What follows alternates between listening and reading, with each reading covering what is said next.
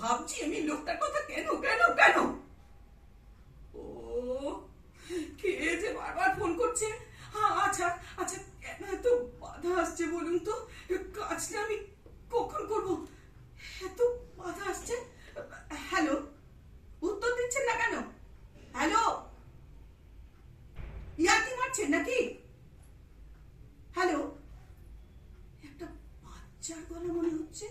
হ্যাঁ, হ্যালো, কে? Lisa? Lisa? Lisa কে? ও ও hello, কি বলছো? তোমার ভয় করছে কেন কেন কেন? তোমার ভয় করছে কেন? তোমার বাড়িতে কেউ নেই? ও, আয়া মাসি আছে। আর তোমার বাবা মা? বাবা মা পার্টিতে গেছে? হ্যাঁ, রোজ যায়? তা তোমার বাবা মা যখন রোজই বেরোন, তোমার ভয় করছে কেন লিজা? হ্যাঁ, কি বলছো? বাবা মা ফিরে এসে নিজেরা ঝগড়া করে, নোংরা নোংরা কথা বলে? ছি, কি? তারপর তোমাকে বকে মারে? ছি ছি ছি ছি ছি। লিসেন টু মি লিজা, তুমি খুব ছোট তো, তুমি কখনো নোংরা কথা শুনবেও না, কখনো বলবে না, কেমন? তুমি বরং তোমার আয়া মাসির কাছে যাও। কি? আয়া মাসিও বকে?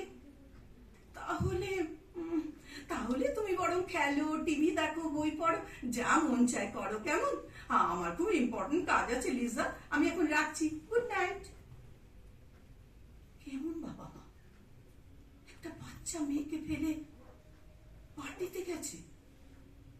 যাকে, আমারই বা কি দরকার? কিন্তু ওই বাচ্চাটার গলাটা তো খালি আমার মনের মধ্যে। উফ, ও, আবার এই মেয়ে তোমাকে পাগল করে দেবে। হ্যালো, আরে না না না না লিজা, আমি একটু রাগ করিনি। কি বলছো? হ্যাঁ, আমি এখন তোমাকে একটা গল্প বলবো? ওরে বাবা, গল্প শুনলে তোমার ভয় করে না? কিন্তু লিজা, আমি তো কোনো গল্প জানি না সোনা। কি মুশকিল, না জানলে কি করে বলবো বলো তো? আচ্ছা আচ্ছা আচ্ছা আচ্ছা, কেঁদো না কেঁদো না। আচ্ছা, তুমি কিসের গল্প শুনবে? রাজকন্যা? ওরে বাবা, আমি তো জানি না লিজা। হ্যাঁ, কি বলছো?